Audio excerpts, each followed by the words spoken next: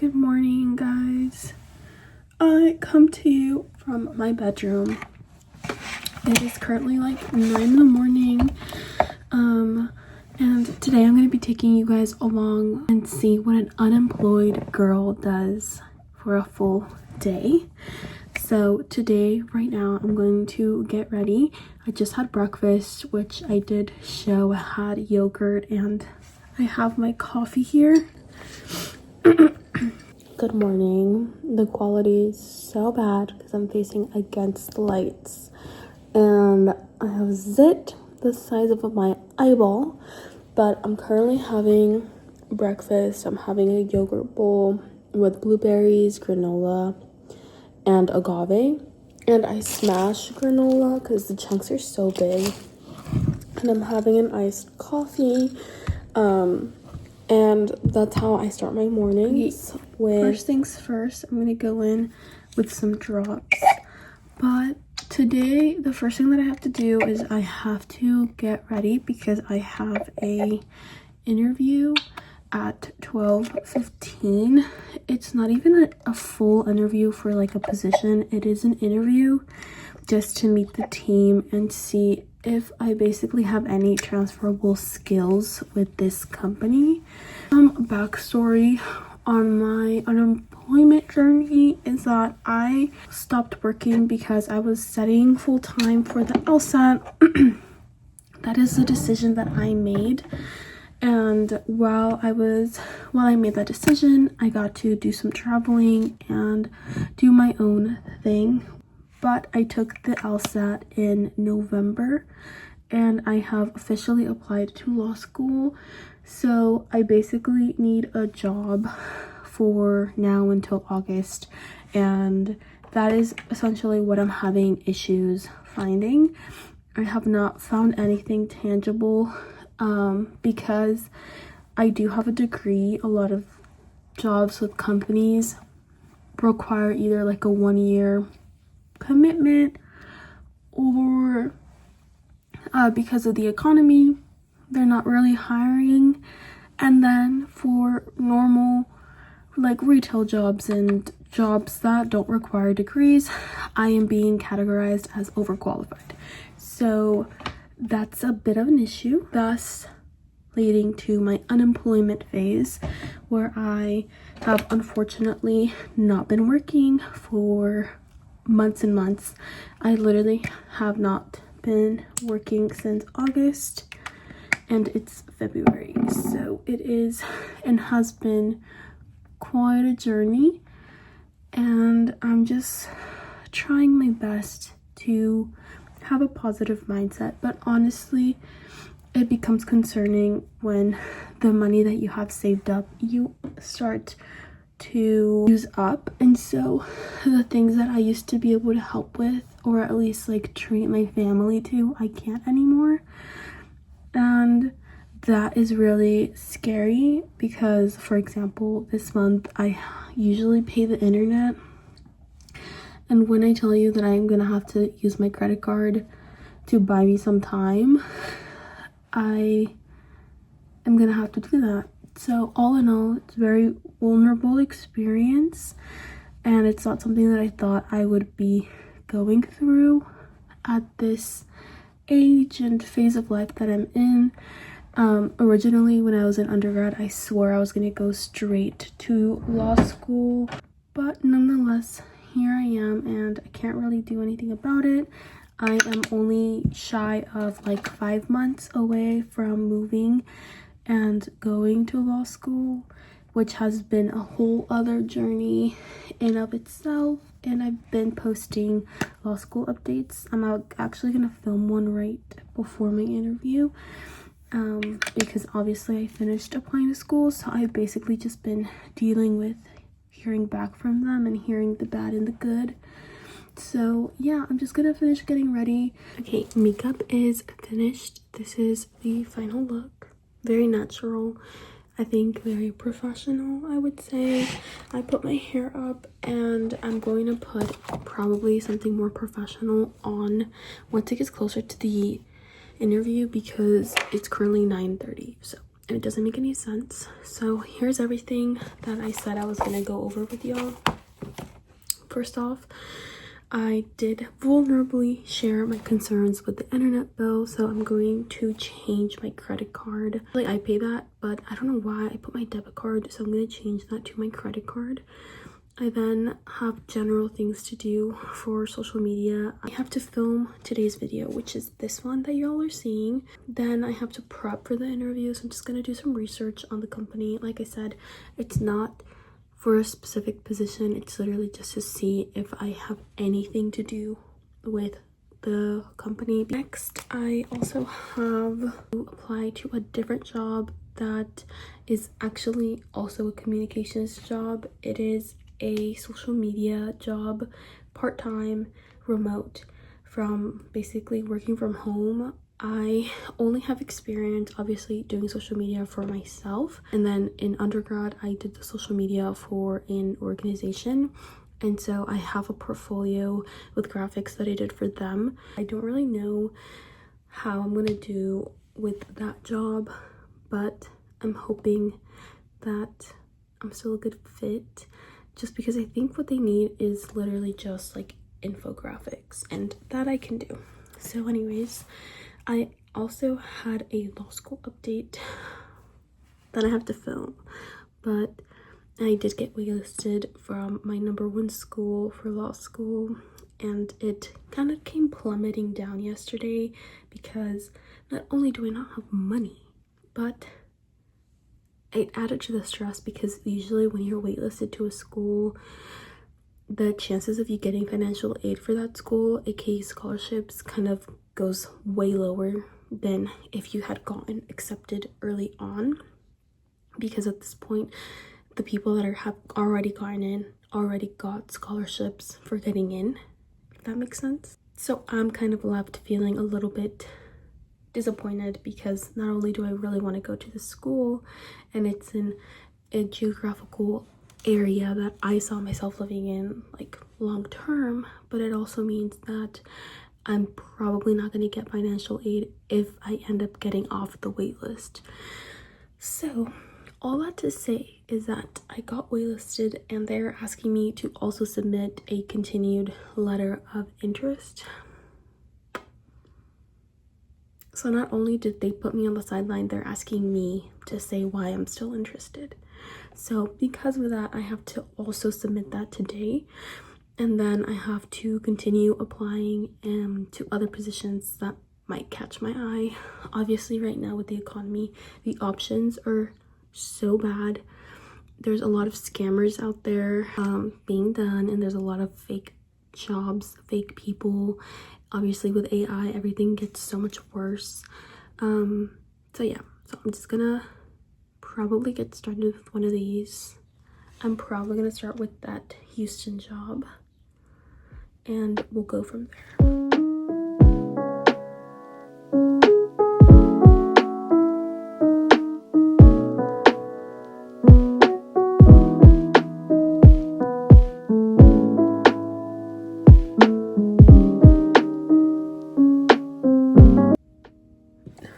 I have to do a cover letter, all for me not to get it.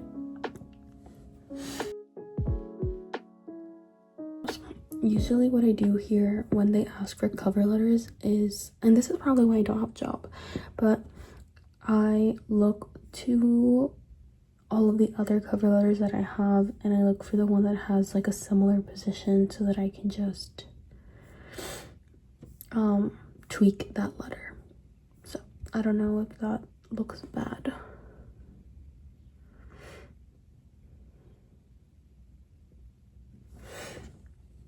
I'm going to be upset if I don't get this position, because I feel like my cover letter is really good. It's kind of lengthier than I've done in the past, so I don't know if that's good or bad, but I said, "Dear hiring committee, I'm writing to express my grand interest in joining the blank by fulfilling the role as blank. Throughout my time serving as blank, I directly contributed to finding resources, safe houses, and researching organizations that could aid underprivileged communities." Then I talked about my actual post-grad career that I had, and then the skills that actually are relevant is in the third paragraph, and then the fourth one, I tied in the organization's like mission and goals and like why it aligns with what I want to do, and then I just signed my name. So I'm going to add it to the email, and then also find the infographics that I want to send with the cover letter. I submitted my application for the position, and I'm obviously very scared. And when I was looking at the requirements, I started getting a little bit intimidated. Now, I don't know if I should do my letter of continued interest. Kind of sick of doing letters, but besides that, I don't think I have anything that I could do with the amount of time that I have left. So, we'll see. Okay, you guys, another update. I have applied to 2 different jobs. I believe they are in my voice. Anyways, I believe they're both for the same company, but I feel like I could do both jobs. So like I was equally qualified to do both jobs.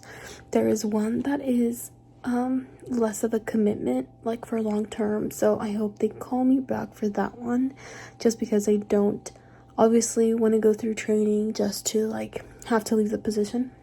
Now that I've done that, I've now officially applied for all the jobs that I possibly can apply to for today. So I basically just have one thing left, which is I have 2 things left. I have to do my waitlisted video for the shorts, and then I also have to write my letter of continued interest. But I feel like I'm going really well with time because it's only 10:37, so I'm pretty much gonna have a full day, but I'm going to try my hardest to do everything as well as I possibly can. So I don't know if I should just take a little bit of a break or what should I do. And I've also decided that I'm not going to go to the interview because I was doing research on the company and I don't think it's going to be the right fit. And I know that for basically anybody who is unemployed, it's just kind of like you can't be picky, but unfortunately it's not even that the company may not be the best fit for me, but it's because I've been doing research on it and people have said that they've had to report them for being a scam. And those are just one of the risks that kind of happen when you are being recruited by recruitment companies. And this is very, very common when it comes to marketing jobs, when it comes to jobs that you're like an independent contractor or things like that. Unfortunately, that is something that happens all the time, and it's really unfortunate. But I was looking into it, and that's what a lot of people are saying, that when you go into this meeting with recruiters, it'll usually be a bunch of people being told the exact same thing, and that it's not as beneficial as you might think it is, because you're basically being told like all the pros of this company, basically just getting told a bunch of stuff and then hoping that you kind of immerse yourself into the company, but it's not suitable and it's not reliable. And apparently the address as well is a little bit sus because it's a shared address that multiple companies have used.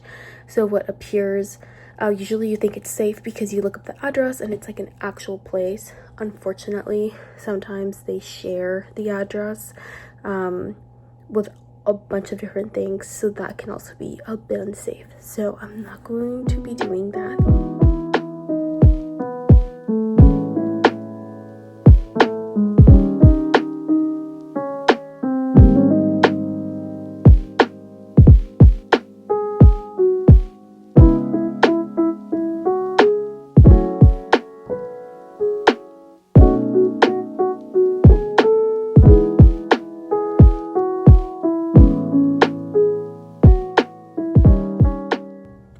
This is what my to-do list looks like. So I have to change the credit card, I did apply to jobs, applied to arts. I just finished filming my waitlist video for social media. I have a video that's gonna go live today. I'm changing 4 p.m. to noon though. And then this was for the YouTube video that's going live on Thursday, that I already did that yesterday. I'm currently filming the new video, which is this one that you're watching. And then I have a job, and then the interview that I obviously didn't end up going to, and that is currently what the to-do list looks like. Although I think I'm gonna be adding a couple of things that I need to do because I kind of forgot about them. Okay, you guys, new angle unlocked. I have officially posted my waitlist video. So I crossed that off, and now basically what I have left to do is eat lunch. Obviously, I have to still do that letter of continued interest. I don't want to do it, not because I don't want to go there, but literally I don't have the brain power to do it anymore. But I will try my hardest. And I basically just have that to do, and then I can just continue editing basically for the rest of the day. That's literally how my days go, is that I try to get a job and then I just work on my videos. But sometimes it's hard when you're trying to work on your videos because I don't even have the resources to get like good equipment, you know, like I can't get a camera, I can't get like expensive editing software, etc, etc. But this is not a pity party. We're just gonna continue working. I actually do have one more thing that I need to do, and one of the other factors of being unemployed is that life keeps moving on. Life continues. Life does not stop for you. Life is life. And my ex-coworker, now friend, is getting married in March 14th, and that means that I am going to be attending, and that means expenses, meaning that I'm obviously going to get her a gift for her wedding, so that is one expense, and then I have to have an outfit for the wedding, so that is 2 expenses that I need to make without a stream of income anymore. So there's that to take into account, and so because of that I now have to figure it out and buy them. Regardless, like, they're inevitable purchases because I don't have anything appropriate for a wedding because I don't go to weddings, I don't go out, period. I don't go to parties, I don't do anything, so I don't have the clothes for them. Secondly, you can't not get the couple a little something, even if it's small, so I'm gonna do that. So I'm gonna write it down on my to-do list to do, and hope for the best, because again, life will continue and expenses continue to be made, so that's just kind of how it goes.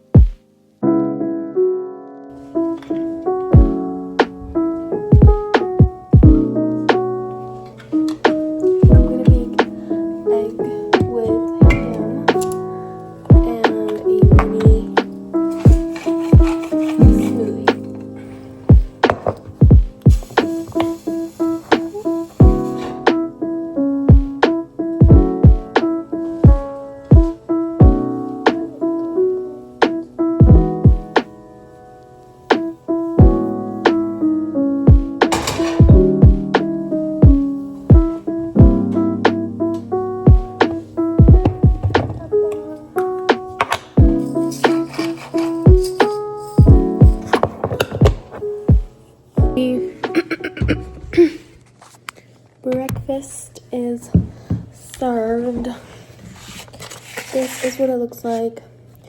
Cheese, spinach, egg, ham, and cholula. I realized how cluttered and disgusting I felt that my room was, because now that I started cleaning, I literally can't stop until I fully finish this, because I'm unstable from being unemployed. But that's what my shelves look like. My posters, I decluttered and I added, I'm gonna get rid of this, save it for something else, and I'll put it under my bed. But these are all of my bookmarks, and then over here I have an unhaul that I'm gonna do at a later point. But these are all of the books that I'm basically going to get rid of. I just have to figure out which ones are good to go to like half price books, and then which ones would be better sold at like a textbook place, because some are from school. So that is to be determined.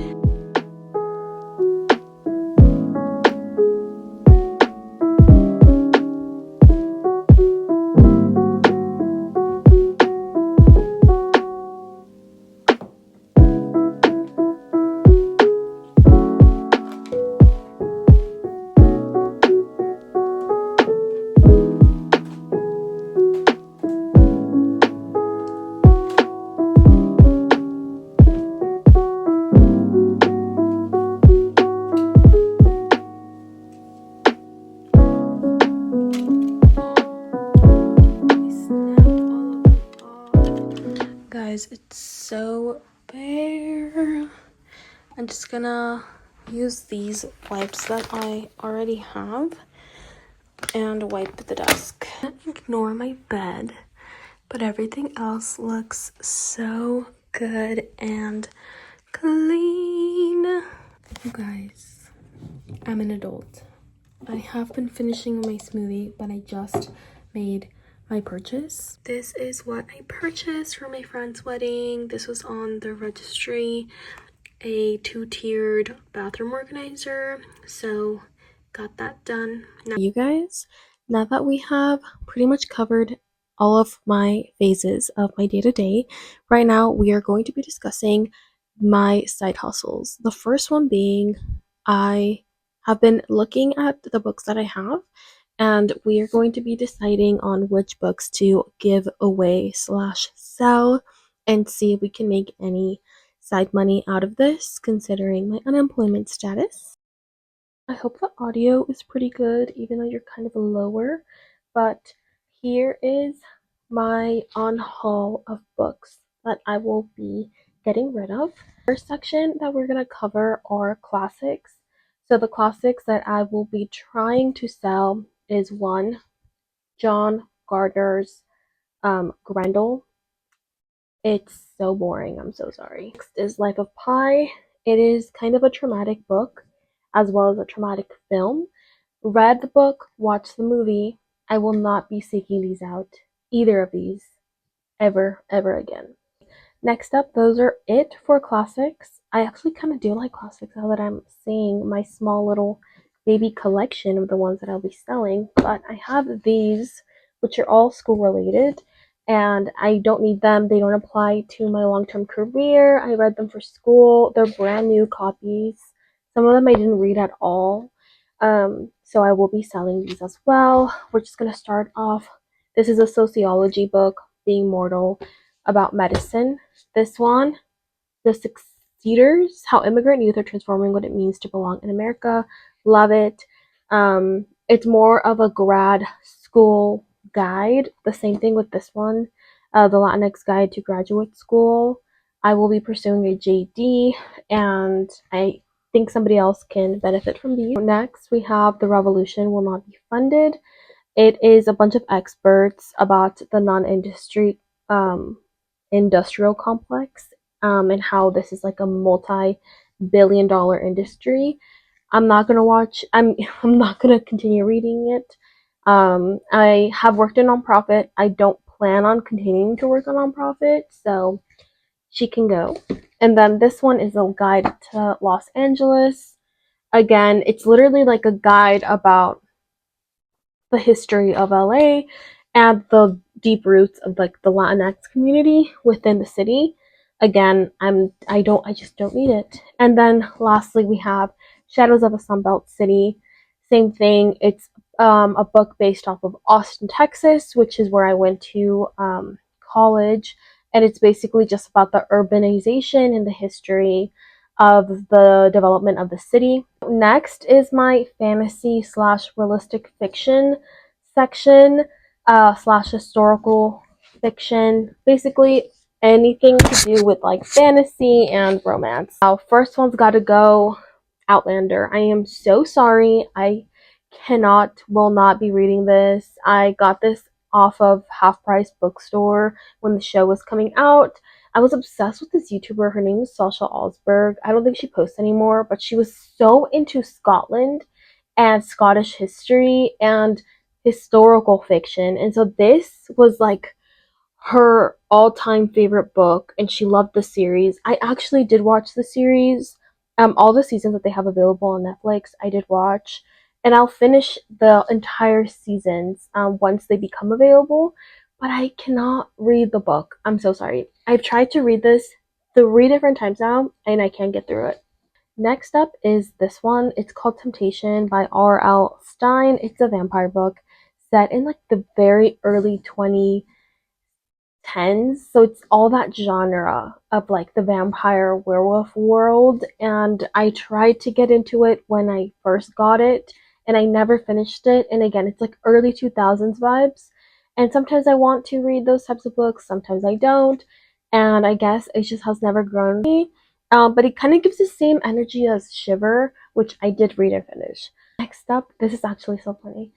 um this baddie right here, her name is Angel Fall by Susan E.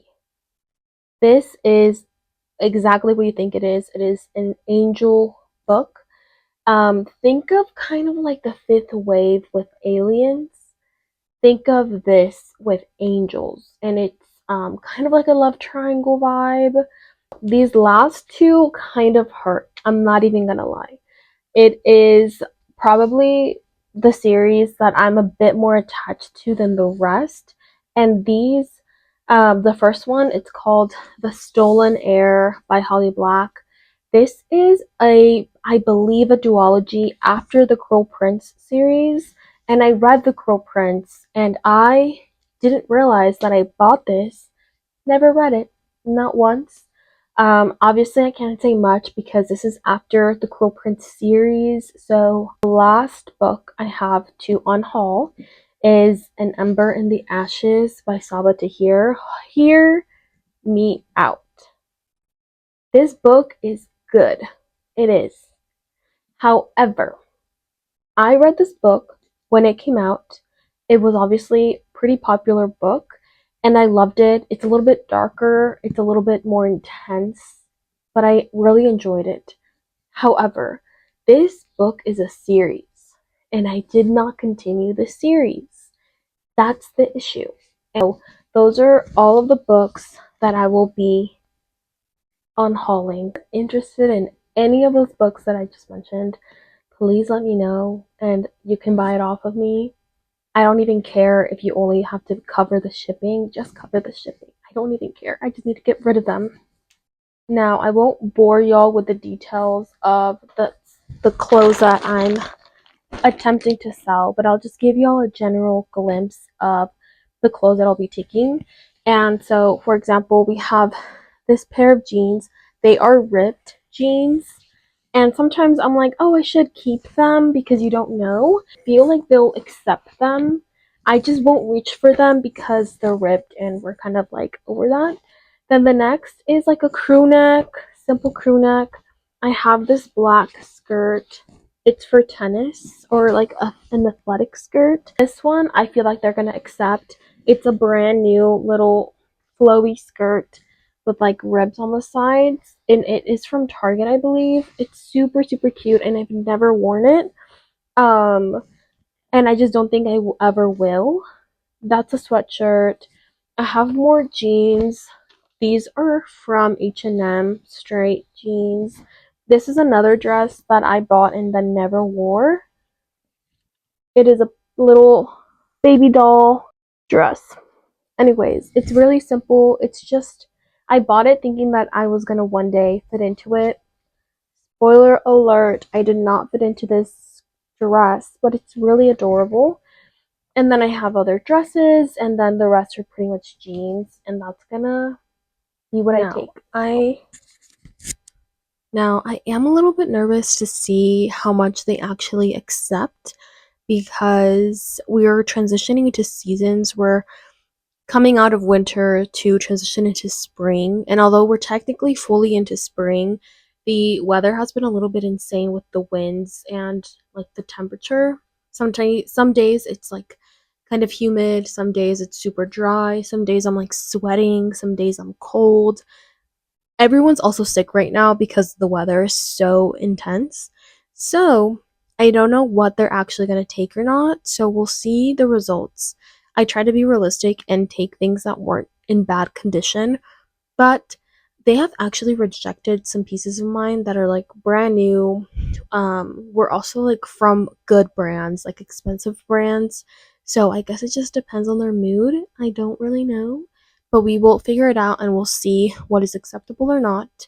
Okay, you guys, thank y'all so much for watching. I wanted to give a little outro and just thank you guys for sticking along with this video. We shall see how my unemployment journey ends, but this is the first episode of my very long journey, so we shall see what happens in the future. I have some announcements and some things going on for the next couple months that I'll share with everybody, so I am excited to see what the future holds. I am hoping that I get some sort of income at some point for the year, so we shall see about that. I will keep a positive mindset and just continue on with my daily life as I have been dealing with. And yeah, so we're just gonna keep pushing through. And I would also like to say that if you guys are interested, I do have a link tree down below, and I'll put it on the screen for y'all to see. I have links to shop some of the books that I mentioned that are my favorites on my previous videos, and then I have links to some of my favorite products. I did a February monthly favorites if you guys are interested in seeing that. And then, of course, I also have 25% off Ritual, which are multivitamins. So if you're on a health journey or trying to get on a health journey, trying to buy somebody a gift that's a bit for more of a healthy individual, then go ahead and click on that and you can get 25% off. For if you need any recommendations on this, honestly, I recommend the woman's multivitamin. It has like 6 different vitamins that you would normally buy separately all into one. So it's really nice and convenient. And yeah, so I'll see y'all next time. And let me know if you guys are interested in any of those books. And I shall make sure that I can sell them or do something with them. So